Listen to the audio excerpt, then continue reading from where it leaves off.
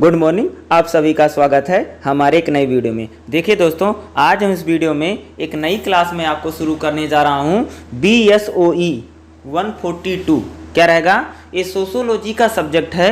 BSOE 142 इसमें जो हमारा रहेगा चैप्टर का नाम क्या है? भारतीय समाजशास्त्र परंपराएं। यानी जो हमारा भारतीय समाजशास्त्र है उसमें कौन कौन सी परंपराएं हैं, यानी जितने भी भारतीय समाजशास्त्र, ये पूरी जो बुक है ना, भारत में जो समाजशास्त्र कैसे रहा और भारत में समाजशास्त्र पर अंग्रेजों से पहले कैसे था, अंग्रेजों के टाइम कैसे था, या भारतीय समाजशास्त्री कौन कौन है। इसमें लगभग 15 से 20 ऐसे समाजशास्त्रियों के बारे में बात की जाएगी जिन्होंने समाजशास्त्र की अवधारणाएं दी हैं, जिन्होंने विचार दिया। बहुत सारे समाजशास्त्रियों के बारे में यहाँ पर हमें जानने को मौका मिलेगा और भारतीय समाजशास्त्र में कौन कौन सी परंपराएं हैं, उन परंपराओं को हम इस बुक में जानने का प्रयास करेंगे। चलिए इसको शुरू करते हैं। सबसे पहले हम देखेंगे, यहां पर इसको देखता हूं। सबसे पहले यहां पर देखिएगा, इस चैप्टर में आज जो वीडियो रहेगी इसमें यूनिट नंबर 1 यूनिट नंबर 2 मैं कवर करूंगा, ठीक है, क्योंकि ये इंपॉर्टेंट रहेगा। देखो,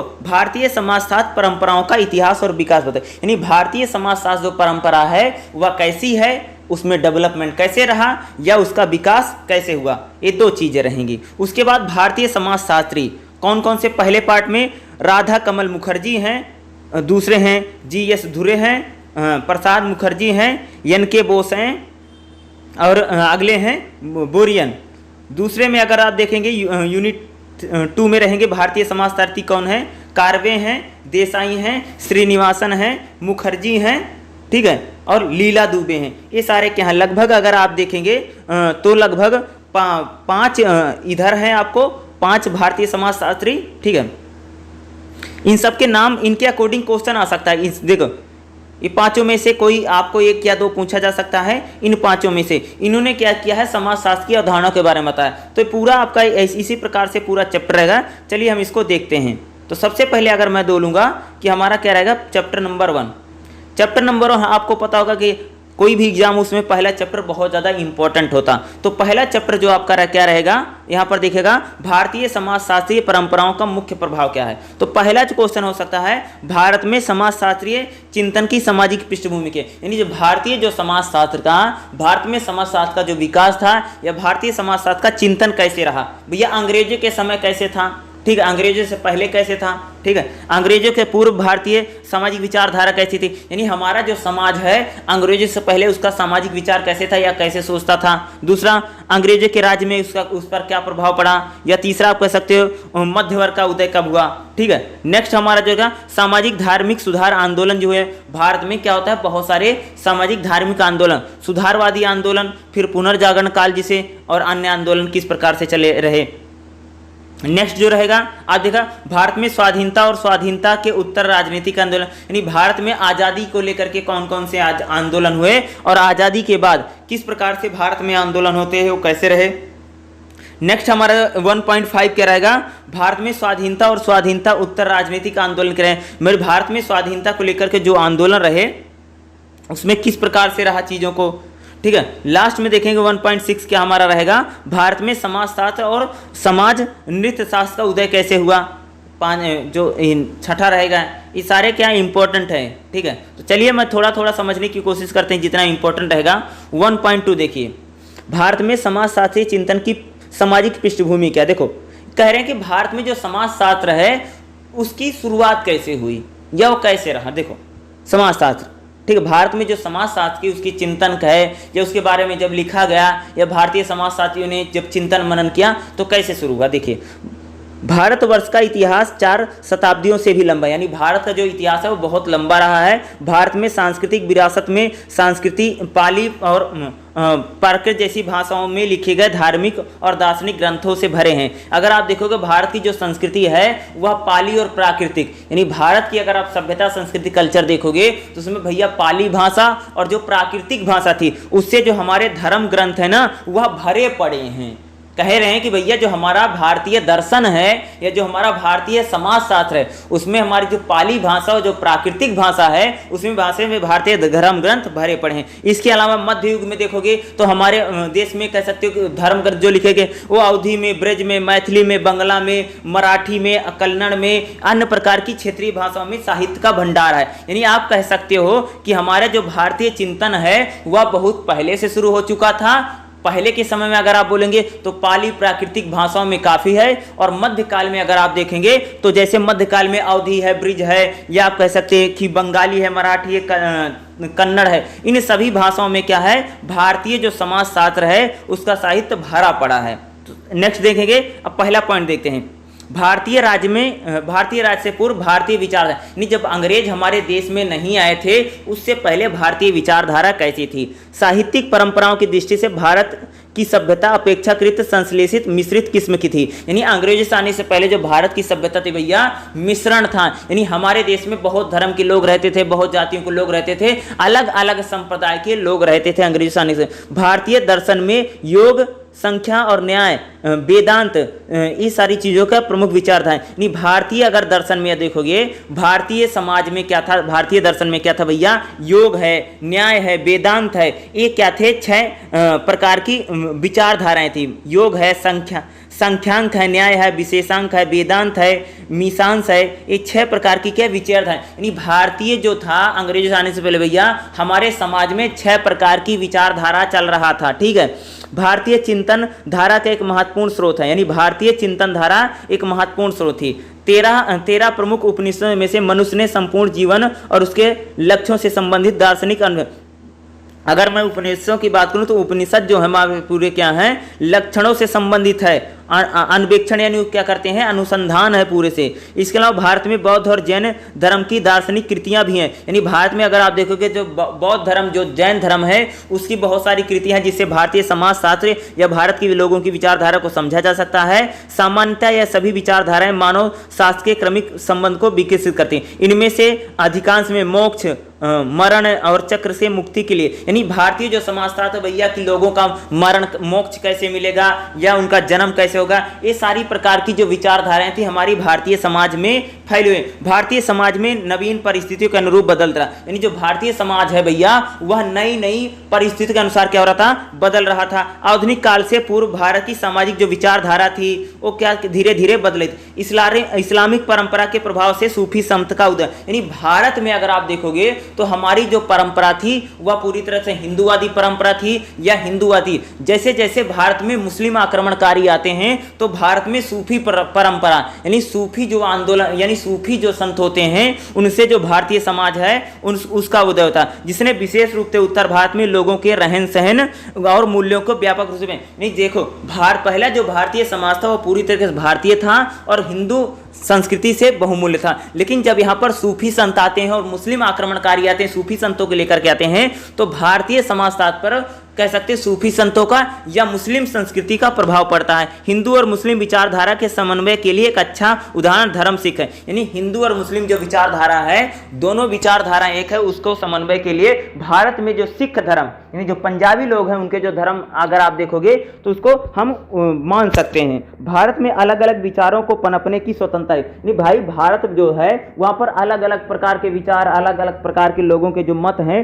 वह आ रहे थे। मतों और विश्वासों के आधार पर विशेष वर्ग पर अत्याचार, यानी भैया भारत में ना किसी पर जैसे अलग अलग विचार है, अलग अलग मत है, अलग अलग जाति थी, अलग अलग धर्म थे, किसी पर कोई अत्याचार या जुल्म नहीं होता था। सभी अपने धर्म को, रीति रिवाजों को, विचारों को मान सकते थे, उसका प्रचार प्रसार करते थे। इस प्रकार की स्थिति, इसलिए भारत में सामाजिक वर्गों के बीच सहिष्णुता थी बनी थी। यानी भारतीय जो हमारा समाज था बहुत पहले क्या था भैया, अंग्रेजों से आने से पहले सहिष्णु था, यानी एक दूसरे के मान सम्मान करते थे, एक दूसरे की जो भावना का मान सम्मान था। यानी भारतीय समाज में जो था वो जो अलग अलग थे उनमें किसी प्रकार का द्वेष, दुश्मनी ये सब नहीं मिलती थी। अगला, अंग्रेजी शासन का क्या प्रभाव रहा। भारत में अंग्रेजों का आगमन एक ऐसी घटना थी जिसका भारतीय समाज पर दूरगामी, यानी भैया अंग्रेजों से आने से भारत की जो सामाजिक स्थिति थी उस पर बहुत दूरगामी ऐसे बहुत सारे लॉन्ग टर्म जो परिणाम देखने को मिलते हैं। नई सामाजिक और आर्थिक शक्तियां पुरानी परंपरा को तोड़ दी। जो अंग्रेज आते हैं भारत की जो पुरानी परंपरा थी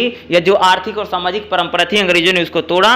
संस्कृति और फारसी जैसे प्रतिष्ठित भाषाओं के आधार में, यानी भारत में क्या था भैया कि संस्कृत और फारसी बोली जाती थी, उसके स्थान पर अंग्रेजों ने क्या है यहाँ पर अंग्रेजी भाषा का प्रचार प्रसार किया और अंग्रेजी भाषा को अपनाया गया। भारत के ग्रामीण हस्तशिल्प उद्योग को मैनचेस्टर, लंकाशायर और रेड जैसे लंदन से आई मशीनों से बने। यानी अंग्रेजों ने क्या भैया कि भारत में जो भारतीय उत्पाद बिकता था, भारतीय कपड़े बेचे जाते थे, उसका धीरे धीरे पतन हो गया अंग्रेजों आने से। और जो इंग्लैंड था वहाँ के जो भारतीय कपड़े थे, भारतीय उत्पाद थे, वो भारत में आकर के क्या होते हैं बिकने लग जाते हैं। इसके परिणामस्वरूप धीरे धीरे भारतीय ग्रामीण हस्तशिल्प यानी भारतीय जो गाँव का जो हस्तशिल्प उद्योग था, जो भैया गाँव के लोग हाथ से चीज़ों को बना करके मार्केट में बेचते, धीरे धीरे जो भारतीय ग्रामीण उद्योग था पूरी तरह से समाप्त हो गया। नए उपनिवेश शासन काल में भारतीय गांव में स्वावलंबी इकाई थे। यानी जब अंग्रेजों के समय क्या था, जो हमारे गांव थे वो स्वावलंबी नहीं थे, यानी आत्मनिर्भर नहीं थे, वो डिपेंड हो गए। अंग्रेज आने से पहले जो हमारे गांव थे वो आत्मनिर्भर थे,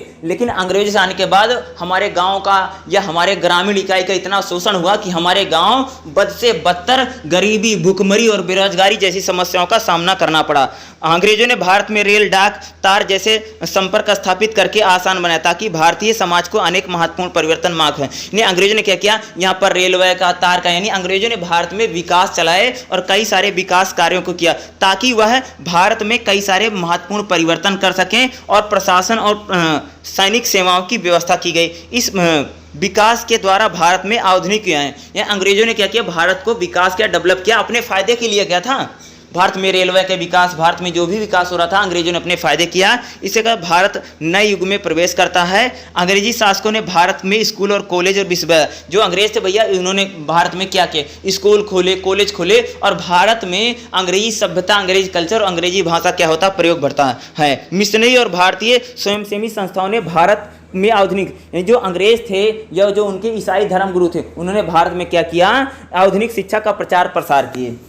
मध्य वर्ग का उदय कब हुआ, देखो पुराने सामंती जैसे राजा, महाराजा, जमींदार, तालुकदार, ये सब उतने महत्वपूर्ण नहीं रह गए भैया। अंग्रेजों के समय में जैसे राजा महाराजा होते थे ये बहुत ज़्यादा महत्वपूर्ण नहीं रह गए। वास्तव में जिस मध्य वर्ग का उदय अंग्रेजी राज में, यानी जो मध्य यानी मिडिल क्लास जो था, वह अंग्रेजों के शासनकाल में ही क्या होता है, उसका उदय होता है। ठीक है, इस प्रकार से जिन सामाजिक विचारों की चर्चा की गई उसमें मध्य वर्ग है। यानी जो मध्य वर्ग था, जैसे जो लोग अंग्रेजी शासन काल में भैया पढ़ लिख गए या सोशल स्टेटस या फाइनेंशियल स्टेटस उनको मिल गया, तो क्या एक वर्ग बन गया।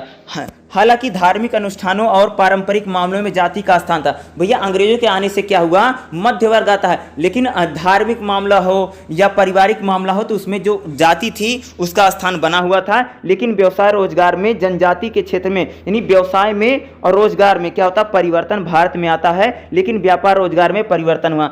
यहाँ पर हमें मध्य वर्ग शब्द का मतलब सिर्फ आर्थिक रूप से नहीं है, बल्कि मध्य वर्ग का मतलब आर्थिक और सामाजिक तत्वों में जो मध्य वर्ग था वो आर्थिक, यानी भारत की जो आर्थिक और सामाजिक जो व्यवस्था थी उसमें परिवर्तन आया। भारत में एक पढ़ा लिखा वर्ग आता है या एक अंग्रेज आने से, अंग्रेजी शिक्षा से प्राप्त जो एक मध्य वर्ग का भी उदय होता है।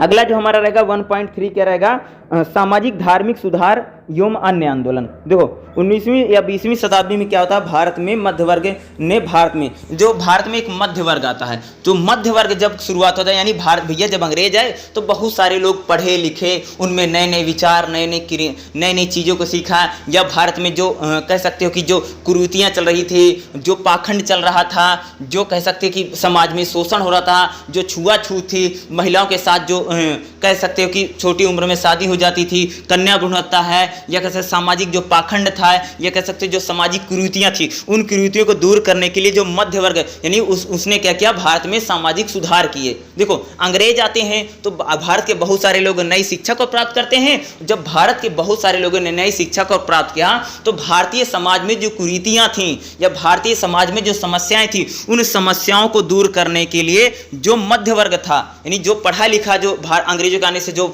हमारा समाज जो पढ़ा लिखा, जैसे राजा राम मोहन राय हैं, या अन्य जो लोग थे या जितने भी बंगाल के लोग पढ़े लिखे थे, जितने भी देखोगे उन्होंने क्या किया, भारत में जो सामाजिक और धार्मिक सुधार के, क्योंकि भारत में बहुत सारी सामाजिक और धार्मिक समस्याएं बनी हुई थी। सामाजिक समस्या थी तथा धार्मिक रूप से जो भारत था उसमें पाखंड था, या मूर्ति पूजा है, या बलि प्रथा है, या आप कह सकते हो बाल विवाह है, ये सभी प्रकार की विधवा या बलि प्रथा थी। इन सभी प्रथाओं को दूर करने के लिए जो भारतीय जो मध्य वर्ग था उसने क्या, भारत में सुधारवादी आंदोलन चलाए। यानी उन्होंने क्या किया भैया, भारत में सुधारवादी आंदोलन चलते। भारत में सुधारवादी आंदोलन जैसे सती प्रथा थी, शिशु हत्या थी, या आप कह सकते अंधविश्वास, जो हमारे समाज में जो मूर्ति पूजा है, पाखंड है, अंधविश्वास है, इनको लेकर के उन्होंने क्या किया, प्रगतिशील आंदोलन किया। उन्होंने एक नए प्रकार के धर्म का प्रचार किया। उन्होंने वेद और ईसाइयों धर्म की शिक्षा का भी समावेश किया। उन्होंने ब्राह्मण समाज की स्थापना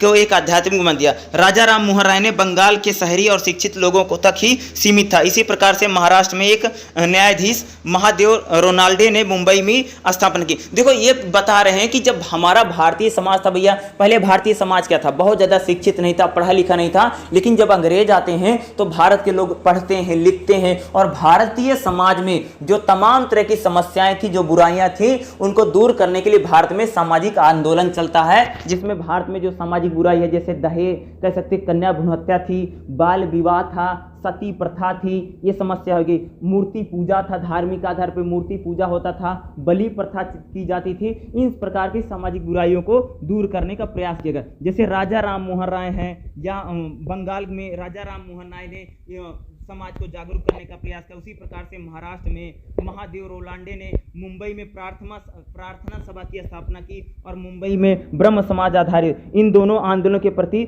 सामाजिक जागरूकता, यानी इन सभी ने क्या किया, महाराष्ट्र में या कह सकते बंगाल में, क्योंकि जो मुंबई है वहाँ के लोगों ने नई शिक्षा को पाया और बंगाल के लोगों ने नई शिक्षा को प्राप्त किया, तो वहाँ पर क्या होता है, एक प्रकार का सामाजिक आंदोलन चलता है। यानी जो भारतीय समाज था, जो उसमें कुरीतियाँ थीं, जिसमें कह सकते बलि प्रथा थी, उन सभी को दूर करने के लिए भारतीय समाज में एक प्रकार से भारतीय समाज का जो सोच थी, जो विचार थी, उसको चयन करने के लिए धार्मिक आंदोलन चलते हैं। अगला देखो, पुनर्जागरण आंदोलन क्या होता है। हमारी चर्चा में पुनर्जागरण आंदोलन का उल्लेख भी काफी महत्वपूर्ण है। दयानंद सरस्वती अन्य आर्य समाज के स्थापना की। देखो, पुनर्जागरण आंदोलन का मतलब होता है जो भारतीय समाज को एक नए रूप से उसको आंदोलित करने का, या भारतीय समाज में जो कुरीतियां थी उनको दूर करके नए नए मापदंड बनाने के लिए। जैसे देखोगे पुनर्जागरण में का उल्लेख महत्वपूर्ण है। देखो, दयानंद सरस्वती ने आर्य समाज की स्थापना की। वह इसके लिए उन्होंने लोगों से आग्रह किया वह हिंदू धर्म के हानिकारक प्रथाओं को दूर करें। यानी उन्होंने मतलब है कि हिंदू समाज में जो प्रथाएं हैं, जैसे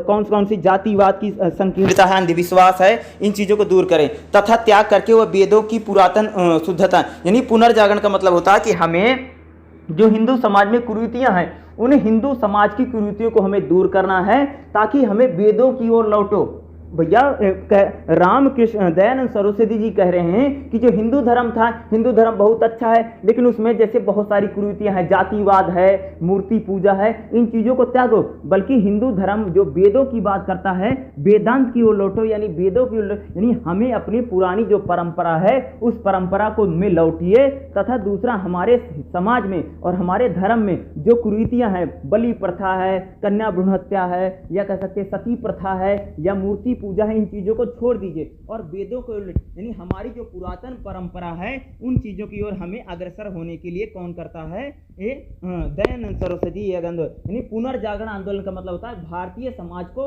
आंदोलित करने का, यानी पुरानी जो परंपराएं हैं उनको अपनाने के लिए बात की जाती है। अन्य आंदोलनों की अगर हम बात करें, जिस प्रकार सुधारवादी आंदोलन तथा पुनर्जागरण आंदोलन ने भारत में सामाजिक सुधार की लहर पैदा की। यानी जो सामाजिक आंदोलन, जो चाहे अगर आप देखोगे सामाजिक धार्मिक आंदोलन था या कह सकते पुनर्जागरण, ये भारतीय समाज में जो सुधार थे उसकी लहर लेकर भारतीय समाज में जो कुरीतियां थी उनको दूर करने के लिए सामाजिक सांस्कृतिक जागरूकता की बौद्धिक गतिविधि को बढ़ावा मिला। इसी तरह स्वतंत्र भारत के बाद पर्यावरण का ह्रास हुआ, गलत ढंग से विकास में वजह से अन्य भी देखो क्या होता, जब भारत में विकास होता है तो जैसे पर्यावरण की हानि होती है, तो लेकर के पर्यावरण आंदोलन, किसानों का अगर शोषण हुआ तो किसान आंदोलन, भी होते हैं।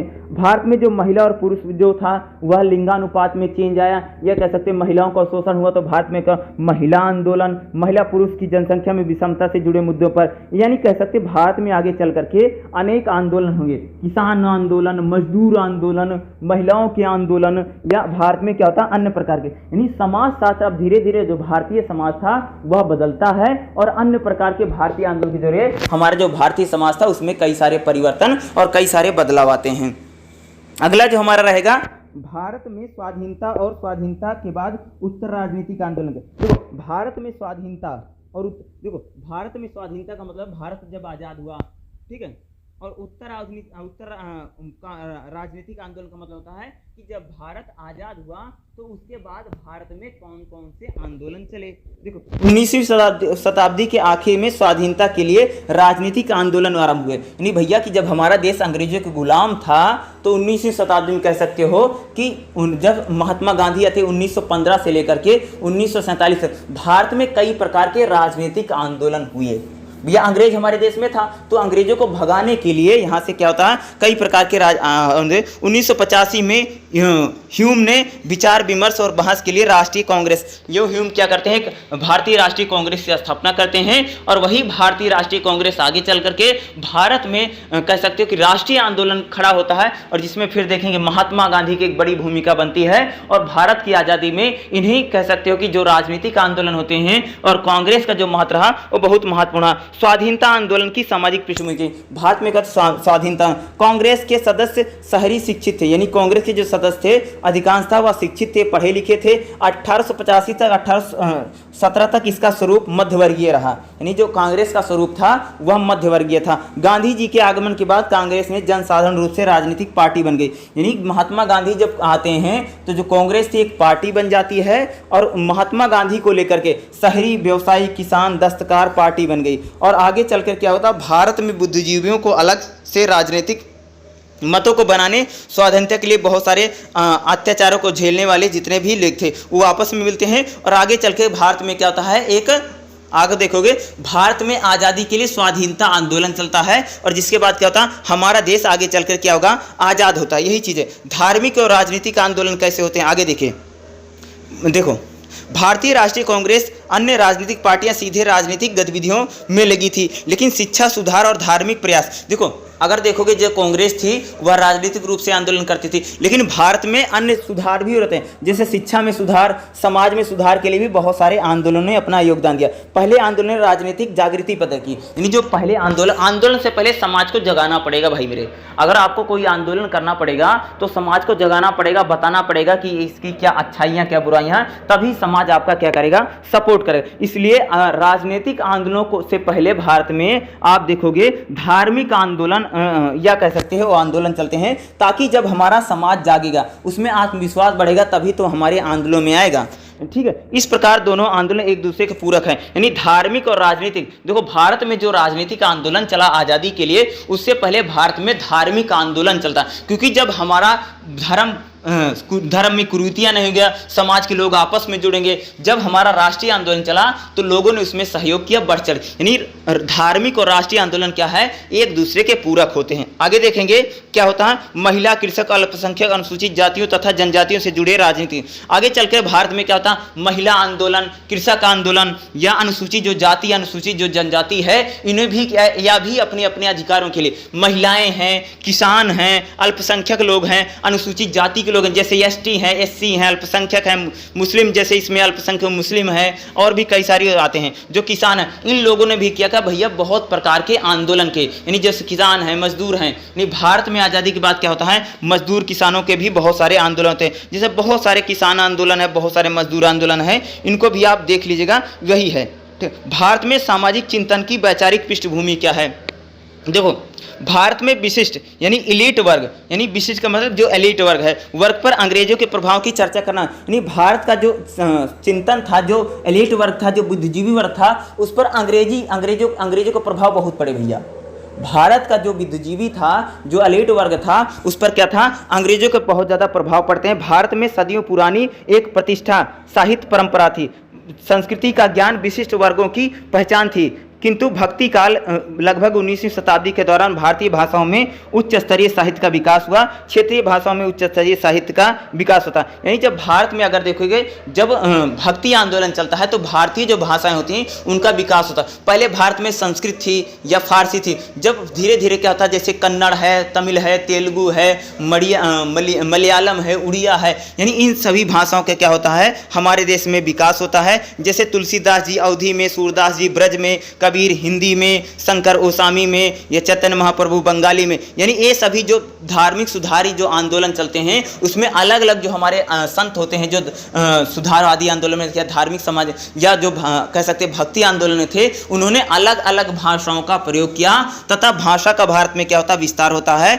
और भाषा के आधार पर क्या होता अगर हम देखेंगे तो भाषा विकसित होती है और हमारे समाज का जो अगर आप पूरा देखेंगे सामाजिक जो मनोविज्ञान की जो पृष्ठभूमि थी, पहले संस्कृत होती थी, तो भैया जब संस्कृत होती थी तो सभी लोग जो थे वह सामाजिक विचार या सामाजिक चिंतन में शामिल नहीं थे। लेकिन जब सामान्य भाषा बनी, आम बोलचाल की भाषा हो गई, जब छोटी छोटी भाषाओं के क्षेत्रीय भाषाओं को बढ़ावा मिला तो भारतीय समाज जो था उसकी जो पृष्ठभूमि है या उसका जो आधार है, बेस है, वो मजबूत हो गया। भारत के अधिकांश भागों में भक्तजन मुख्य रूप से जनसाधारण के लिए सम्माननीय थे, जबकि विशिष्ट वर्ग में अब भी संस्कृत का जुड़ा रहा उसे आदर्श साहित्य के रूप में मानता रहा। संस्कृत की रचनाओं के साथ साथ साहित्य पृष्ठभूमि जुड़ी, यहाँ तक कि रविन्द्रनाथ टैगोर को भी पारंपरिक बंगाली विशिष्ट वर्ग का सामना करना। रविन्द्रनाथ टैगोर को भी बंगाली का। आगे देखेंगे परंपरा आधुनिकता की दो विविधता क्या। देखो भारत में कह रही परंपरा आधुनिकता, यानी जो भारतीय कह रहे भैया वो परंपराओं का भी पालन करते थे और आधुनिक चीज़ों में थी, ये दुविधा में रहे।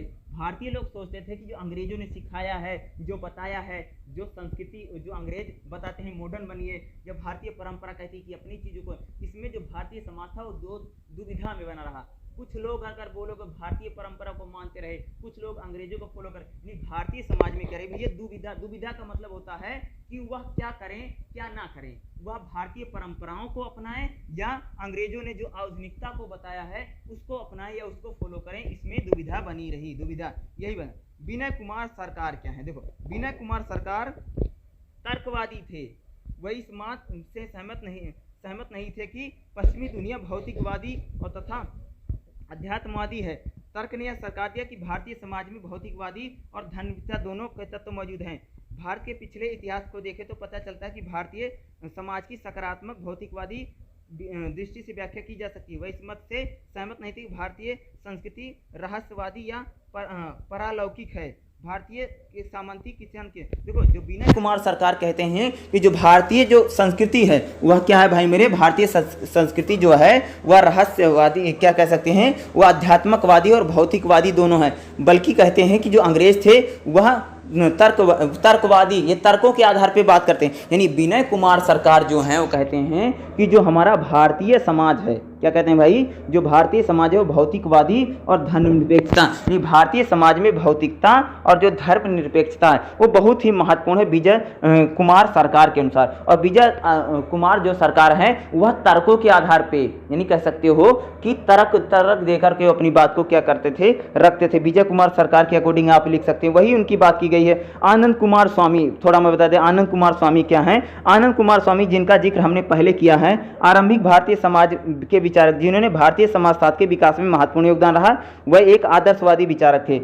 वह एक ऐसे व्यक्ति जिन्हें ईश्वर, अच्छाई और महत्व जैसे, यानी उन्होंने किया आदर्शों की ज़्यादा बात करते थे। यानी कौन है, आनंद कुमार स्वामी कहना है भैया आदर्शवादी, भारतीय आदर्श क्या हैं, या हमें आदर्शों का पालन करना चाहिए या व्यक्ति को आदर्शवादी होना चाहिए, इस प्रकार की जो बातें करते थे कौन थे, आनंद कुमार स्वामी करते थे। अलग अलग लोगों के अलग अलग यहाँ पर कई सारे कुछ अन्य बुद्धिजीवी जैसे जाने माने समाजशास्त्री लखनऊ विश्वविद्यालय के राधा कमल मुखर्जी और मुंबई विश्वविद्यालय के स्पष्ट रूप से संस्कृति परंपरा से प्रभावित है। यानी देखो जो हमारे भारतीय समाजशास्त्री हैं, कुछ लोग अंग्रेजों की सभ्यता कल्चर से प्रभावित थे, कुछ लोग कहते थे भैया कुछ अंग्रेजों का ले लो, कुछ अपनी कल्चर को बना लो, कुछ लोग भारतीय परंपरा जो संस्कृति, यानी जो हमारे भारतीय समाजशास्त्री हैं उनमें अलग अलग विचारधारा हैं, यानी भारतीय समाज को लेकर के उनमें अलग अलग सोच है, अलग अलग अप्रोच है। देखो कुछ बुद्धिजीवी जैसे मानते हैं कि वह संस्कृति परंपरा से प्रभावित है, उनकी दृष्टि में आधुनिकता वह साधन है जो परंपरा को वर्तमान की जरूरतों के अनुरूप बना सकती है। इसी प्रकार से देखोगे भारत में आधुनिक शिक्षा की रूपरेखा कैसे रही। भारत में जब आधुनिक शिक्षा आती है तब क्या था, भारतीय लोगों की जो सोच है, जो समझ है, जो दृष्टिकोण है, उसमें क्या होता है, व्यापक परिवर्तन आता है। भारत में जब आधुनिक शिक्षा आती है तब जो भारतीय समाज है उसमें शिक्षा हो, शिक्षित वर्ग जो था अंग्रेजी को चलाने में सहायक था। देखो कला विज्ञान जैसे गिने चुने क्षेत्रों में पढ़ाए जाते थे, जैसे अंग्रेजी, इतिहास, दर्शन शास्त्र, भौतिक विज्ञान, रासायनिक विज्ञान, वनस्पति विज्ञान और प्राणी विज्ञान 20वीं शताब्दी के दूसरे अर्ध में एक मुख्य विषय के रूप में समाजशास्त्र पढ़ाए। नहीं कह सकते कि भारत में जो था पहले भैया समाजशास्त्र नहीं पढ़ाया जाता था, लेकिन जब भारत में क्या होता है आगे चल करके जो समाजशास्त्र होता है वह भी एक विषय के रूप में इसको शामिल किया जाता है। यानी समाज कैसे सोचता है, कैसे विचार करता है, समाज में जो व्यक्ति रहता है उसकी स्थिति कैसे बदलती है, अलग अलग समय में वो कैसे व्यवहार करता है। यानी अब समाजशास्त्र जो है वह शिक्षा का एक पार्ट बना, समाजशास्त्र को भी एजुकेशन में कह सकते हो उसको शामिल किया गया।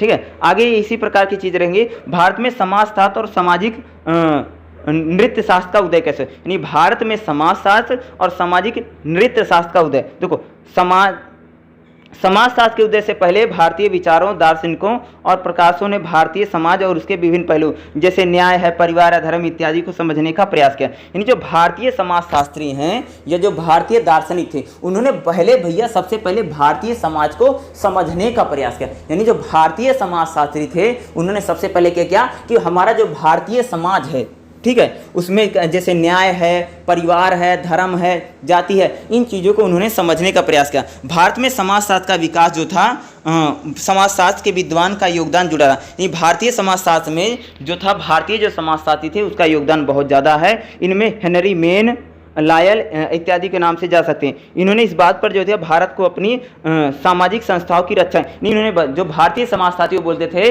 कि भारतीय जो सभ्यता है, जो संस्कृति है, उसको हमें सहेज कर रखना चाहिए। क्या करना चाहिए, उसको हमें उसकी रक्षा करनी चाहिए।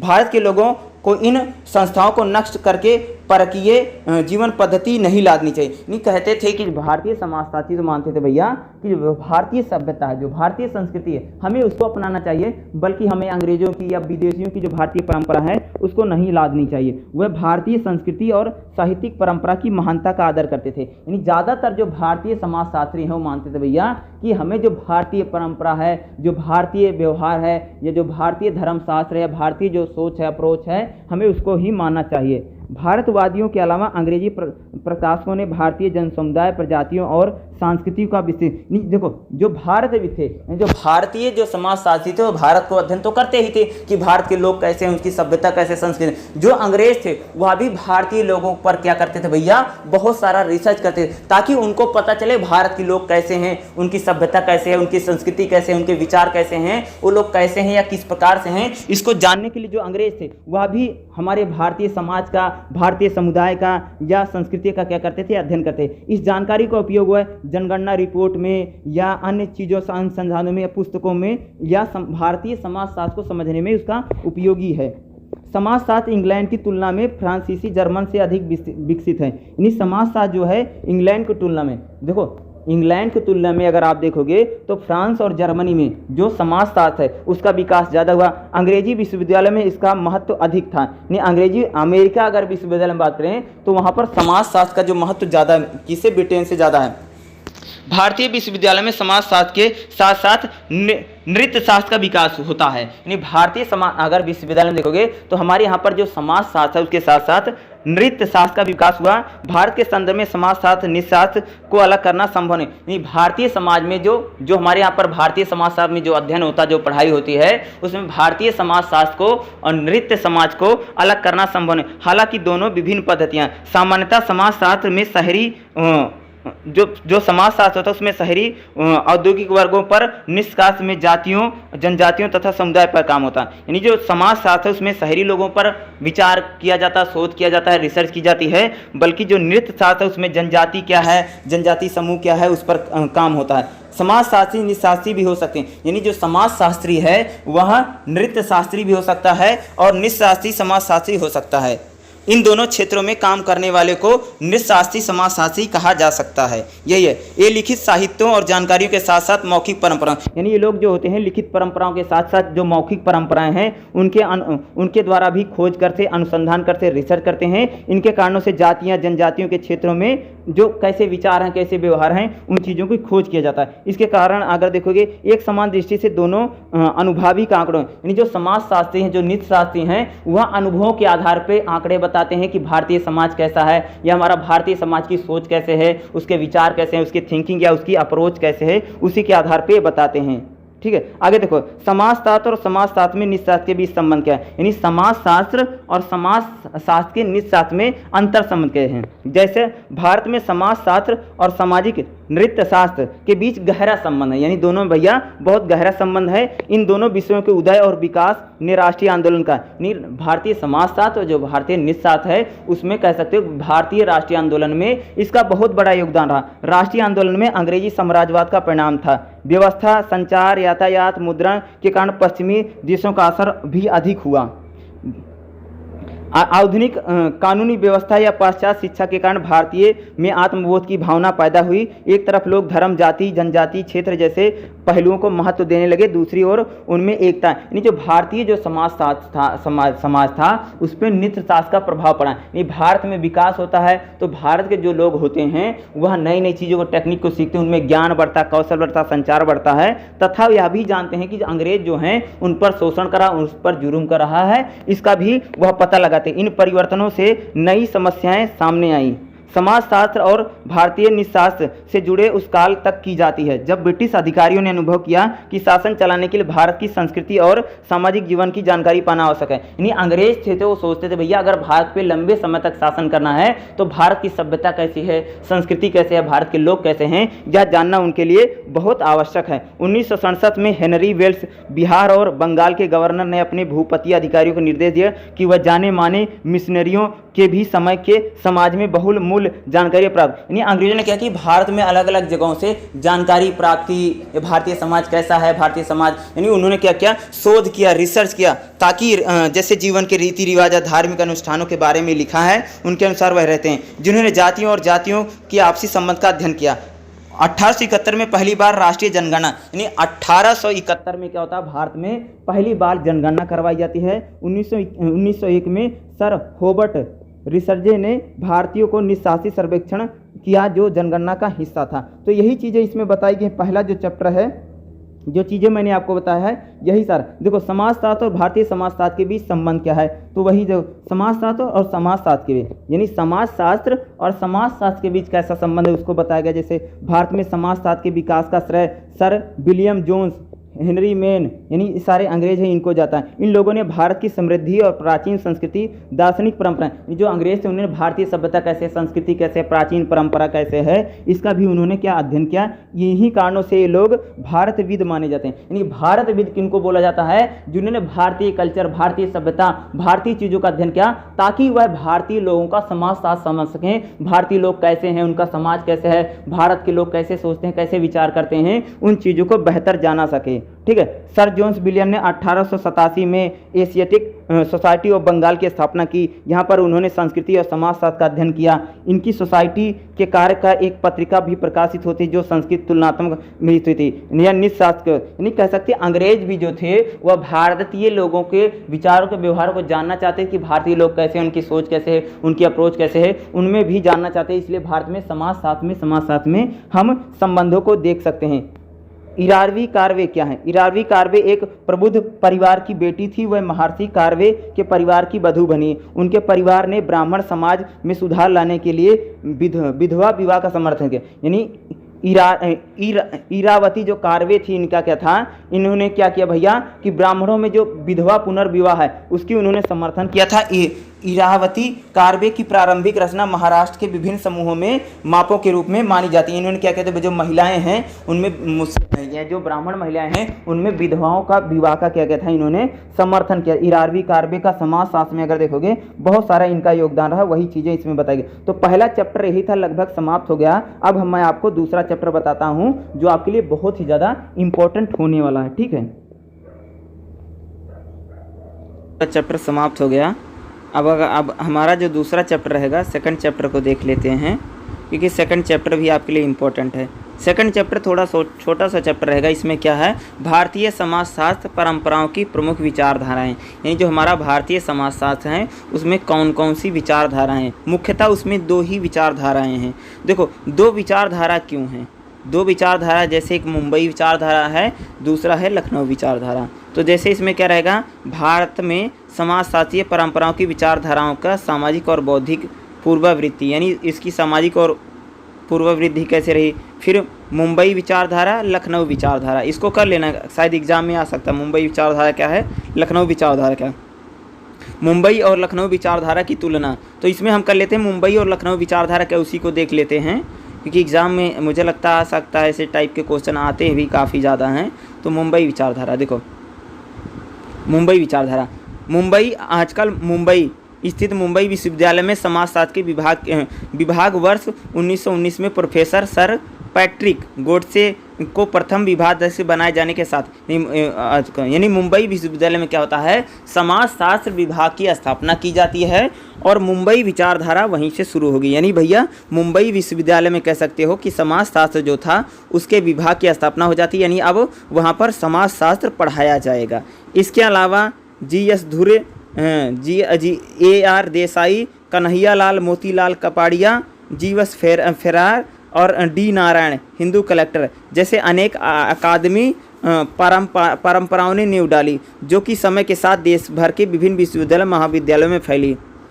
ठीक है, आगे देखें, मुंबई विचारधारा के दार्शनिक भारतविद धुरे, एकात्मक मित्र पररा, मार्क्सवादी देसाई तथा शहरी समाजशास्त्री परस्थातिक गोडसे धुरे समझे तथा कपाड़िया द्वारा हिंदू नातेदारियों से काफ़ी भिन्न है। धुरे का एकमात्र योगदान है कि देश के विद्या शाखा के स्थानीयकरण और व्यवसायीकरण में उनकी पहले और बाद में फिर उनके छात्रों की अग्रणी, ये जो देसाई थे भैया, कि भैया भारत में जो विश्वविद्यालय है उसका स्थानीयकरण और सामाजिकरण करने में किनकी, धुरे की भूमिका महत्वपूर्ण। मुंबई विचारधारा के साथ अन्य उल्लेखनीय नाम KM कपाड़िया का जुड़ा, जिन्होंने भारतविद विशेषज्ञ स्रोतों के आधार पर उन्होंने अपनी पुस्तक लिखी। ठीक है, ये मुंबई विचारधारा का मतलब होता है कि जिन्होंने मुंबई की तरफ से, या मुंबई में कह सकते हो कि जो भारतीय समाजशास्त्र को उन्होंने काम किया। भारत विद्या शास्त्रीय परंपराओं में ग्रंथों के माध्यम से किसी भी समाज के वैज्ञानिक अध्ययन कहा जाता है। यही भारत विद्या विषयक प्रेरक William Jones, Henry Maine, Max Muller जैसे अन्य विद्वानों ने प्राच्यवादियों के योगदान से जुड़ा। यहाँ एडवर्ड सैयद ने जैसे चर्चा की प्राच्यवाद का मतलब होता है कि जो भारतीय, जो मान लो भारत में जो अंग्रेज थे वो किस प्रकार से भारतीय लोगों को लेकर के अध्ययन हो रहा था। यंडी धैर्गोर के अनुसार भारत विद्या विषयक दृष्टिकोण यह मानकर के चलता है ऐतिहासिक रूप से भारतीय समाज और संस्कृति अद्वितीय है। यानी ये मानते हैं कि भारतीय जो समाज है, भारतीय जो संस्कृति भाई अद्वितीय है, यानी इसका कोई तोड़ नहीं, ये बहुत विशेष है।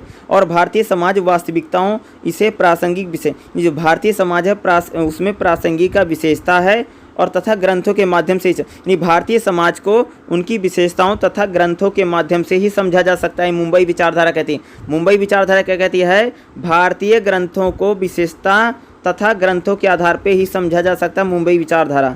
ठीक है, आगे देखिए, गोविंद सदाशिव धुरे ने मुंबई विचारधारा के एक प्रमुख विद्वान है। मुंबई विचारधारा कौन है भैया, गोविंद। उन्होंने अपनी शिक्षाओं और अनुसंधान में भारत विद्या के परिप्रेक्ष्य को ही अपनाया। उन्होंने भारतीय समाज का अध्ययन भारत विद्या तथा मानव विज्ञान की दृष्टि से किया और संस्कृति साहित्य को गहन ज्ञान के साथ साथ समाजी अध्ययन किया। इन्होंने क्या, समाज का अध्ययन किया और समाज के अध्ययन के साथ उन्होंने क्या, धुरे ने अपने लेखन के उस युग में हो रहे जब वह राष्ट्रवादी प्रवचनों को सम्मिलित किया, यानी उस टाइम पर भैया राष्ट्रवादी प्रवचन है, परंपरा आधुनिकता पर भी बहस चल रही थी। उस टाइम पर क्या था, परंपरा कैसी है, आधुनिकता कैसे, उस पर तदनुसार उन्होंने परस्पर विलय होते प्राच्यवाद और राष्ट्रीय प्रवचनों के माध्यम से भारतीय सभ्यता और एकता पर, यानी भारतीय एकता और सभ्यता पर उन्होंने क्या किया, एकल और पुरातन विचार, यानी क्या, एकल और एक जैसे और पुराने विचारों का जिम्मा उन्होंने अपने ऊपर लिया। उनकी प्रमुख कृतियाँ क्या हैं, उन्होंने कौन कौन सी किताबें लिखी, किस प्रकार की, कई सारे लोग क्या करते थे, किताबें लिखते थे। मुंबई विचारधारा जो रही, ठीक है, अपनी पुस्तक caste and race in India में धुरे ने प्राचीन ग्रंथों की शब्दावली व्याख्या के माध्यम से, यानी जो भारतीय शब्द हैं उनकी शब्दावली जैसे उद्भव, इतिहास, प्राकर्यवाद का महत्व पर अध्ययन किया। उन्होंने संरचनात्मक अध्ययन में पहुँचते हैं उन्होंने जाति व्यवस्था के 6 संरचनात्मक आयाम जैसे समाज में खंड विभाजन, पदानुक्रम, शुद्धता, नागरिक, धार्मिक मान्यताएं, यानी मुंबई विचारधारा जो थी कि मुंबई विश्वविद्यालय में जो विश्वविद्यालय बना वहाँ पर जितने रिसर्चर थे यानी जिन्होंने भारत के बारे में शोध किया या भारत के बारे में जाना, उन्हीं लोगों को यानी सगोत्र विवाह, जाति व्यवस्था, तमाम तरह के जो शोध होते थे धुरे हिंदू समाज के अनेक एकीकृत के कारण से ही उन्हें पिछड़ी जातियों के हिंदू होने का तर्क दिया, जिस कारण उन्होंने दक्षिण भारत के मध्य में रहने वाले संथोल, भीलों, गोंडों आदि का उदाहरण दिया था। तो ये मुंबई विचारधारा थी, इसको आप जरूर कर लीजिएगा, एग्जाम में आ सकता है मुंबई विचारधारा क्या है। अगली हमारी लखनऊ विचारधारा, ठीक है। लखनऊ विचारधारा जो है राधा कमल मुखर्जी, डीपी मुखर्जी और अवध किशोर सरान, यानी लखनऊ की जो विचारधारा लखनऊ विश्वविद्यालय तिकड़ी के रूप में देखा गया। लखनऊ विश्वविद्यालय में अर्थशास्त्र एवं समाजशास्त्र की विभाग की स्थापना के रूप में हुई। राधा कमल मुखर्जी ने 1952 में कार्यरत रहे। अर्थशास्त्र, सांख्यिकी, समाजशास्त्र एवं पारिस्थितिक पर उनके लेखन पर हम उस काल के चले रहे उपनिवेशवाद विरोधी राष्ट्रवादी छाप की, यानी उन्होंने उपनिवेशवाद विरोधी और राष्ट्रवादी आंदोलन की छाप उनमें देखी जा सकती है। विनय कुमार सरकार, विजेंद्र नाथ शील, गोडसे के लेखन में उन्हें अपने विचार गढ़े उस समय प्रभावित किया। उन्होंने अकादमी के रूप में अर्थशास्त्र, इतिहास तथा समाजशास्त्र का एक साथ करके मिलकर अध्ययन किया गया और विविधता बहुलता का तर्क है। उनके आधार पर भारतीय अर्थशास्त्र और उपशाखा के रूप में इनका क्या था, नियमन था। राधा कमल मुखर्जी ने दृढ़ता के साथ दिया कि पश्चिमी देशों की आर्थिक सिद्धांतीकरण एवं प्रतिमान मॉडल भारत में विज्ञान और व्यावहारिकता दोनों स्तरों पर उपयुक्त हैं। इन्होंने बताया कि जो पश्चिमी का मॉडल है, जब पश्चिमी का जो समाज विज्ञान है वह भारत में उपयुक्त नहीं भैया। यह विकास के लिए यूरोप केंद्रित अर्थात यूरोप तथा यूरोपियों पर केंद्रित दृष्टिकोणों की वास्तविक आलोचना की थी। ऐसा इसलिए उन्होंने भारतीय अर्थव्यवस्था अभी भी कृषि प्रधान है और अपनी अनुपस्थिति से ग्रामीण है। विकास के पश्चात आर्थिक प्रतिमान हमारे आर्थिक पिछड़ेपन और व्यापक गरीबी को दूर करने में योग्य नहीं है, बल्कि वह विनाशकारी रूप में, यानी कह सकते हैं कि लखनऊ जो विचारधारा है भैया ये कहती है कि भारतीयों का अगर हमें अध्ययन करना है तो पश्चिमी सभ्यता संस्कृति के आधार पे नहीं, बल्कि भारत की सभ्यता संस्कृति के आधार पे करना पड़ेगा, क्योंकि भारत एक कृषि प्रधान देश है, ठीक है। भारत में अगर हम वहाँ के आधार पे अगर हम अध्ययन करेंगे, शोध करेंगे तो भारत में आर्थिक पिछड़ापन भैया और गरीबी आ जाएगा, ठीक है। और गरीबी को दूर करने का हमारा कुछ रहेगा भी नहीं। इसी प्रकार से the foundation of Indian economics और बॉर्डर लीड्स ऑफ इकोनॉमिक्स ने गुंजमायन देखे जा सकते हैं, जो कि उनकी अन्य रचनाओं में भी उनके साथ देखने को मिले। यानी ये लोग क्या कहते हैं कि भारतीय जो सभ्यता है उसमें किसी प्रकार की जो पश्चिम की सभ्यता उसको मिक्स करने से यहाँ पर कुछ होने वाला नहीं। लखनऊ विचारधारा इसी प्रकार की थी। लखनऊ में जो थे उनकी विचारधारा लखनऊ विश्वविद्यालय के लोगों में प्रगति और इतिहास के लिए उन्होंने वैकल्पिक दृष्टिकोण के नियम में मुखर्जी ने भारतीय इतिहास के साथ साथ भारतीय मूल व्यवस्था के अनूठेपन को भी रेखांकित, यानी भारतीय मूल व्यवस्था कैसे उसको भारत के गांव को यदि उचित प्रकार से राज्य समर्थन प्राप्त हो तो वह धीमे विकास से उबर सकते हैं। यानी कह सकते हैं कि अगर गाँव को राज्य का विकास मिलेगा तो वह धीमे विकास से उबर जाएंगे। उनके अनुसार प्राकृतिक संसाधन जो है समुदाय, समूह, सामुदायिक स्वामित्व, पश्चिमी देशों में प्रचलित संपत्तियों, निजी प्रकृति का निरंतर विरुद्ध खड़ा है। संपत्तियों का निजी प्रकृति में अपने दृष्टिकोण में अपमानजनक है, जबकि परंपरागत संस्कृति लोकाचार में ऐसा नहीं है। उन्होंने भारतीय समाज का अध्ययन के लिए स्वदेशी संस्कृतियों की, यानी उन्होंने क्या भैया कि भारतीय समाज का अध्ययन करने के लिए स्वदेशी जो धारणाएं थी भैया, देखो यहाँ कह रहे हैं स्वदेशी धारणाओं का अध्ययन किया। यानी लखनऊ विचारधारा पूरी तरीके से जो स्वदेशी अवधारणाएं थी उनका समर्थन करती थी। लखनऊ विचारधारा की तिकड़ी के कार्यकाल में सक्रियता के दौरान लखनऊ विश्वविद्यालय में अनेक प्रमुख विद्वान धीरेन्द्र नाथ मजूमदार की नियुक्ति हुई, जो वर्ष 1950 में विश्वविद्यालय मनोविज्ञान में नवस्थापित विभाग के बने। विभिन्न शोध में रुचि रखने वाले समान महत्व वाले मजूमदार को एक प्रशिक्षण प्राप्त मनोविज्ञानी तथा माना जाता था। यानी लखनऊ विश्वविद्यालय में किस प्रकार से शोध हो रहा था, किस प्रकार से क्या हो रहा था, इसको अगर एक बार देख लेने, यही है इसमें बार बार जो शोध है उसी के बारे में, इनके नाम के बारे में बता कि किस प्रकार से शोध है, अलग अलग समय में कैसे रहा, लखनऊ विचारधारा क्या है और मुंबई विचारधारा। ये आपके लिए चैप्टर 2 जो रहेगा ये आपके लिए इंपॉर्टेंट हो सकता है। चैप्टर 2 में अगर आप देखेंगे लखनऊ विचारधारा काफ़ी लंबा इन्होंने दे रखा है, तो अगर आप पढ़ेंगे तो आपका काफ़ी इसमें से हो जाएगा। तो जितने दो ही इसमें सेक्शन मैंने लखनऊ और मुंबई विचारधारा के, अगर आपके पास बुक है तो थोड़ा इसमें से आप पढ़ लीजिएगा, या जितना समझा सकते थे उतना मैंने समझाने का प्रयास किया। बाकी पहला जो ब्लॉक है वो लगभग समाप्त हो गया है। इसमें जितना पहले चैप्टर को मैंने बहुत डिटेल में बताया है, क्योंकि पहला चैप्टर आपके एग्जाम के पॉइंट ऑफ व्यू से बहुत ज़्यादा इंपॉर्टेंट है। अगर आपने चैनल को सब्सक्राइब नहीं किया तो प्लीज़ चैनल को जरूर सब्सक्राइब कर लेना। Thank you so much. जय हिंद, जय भारत।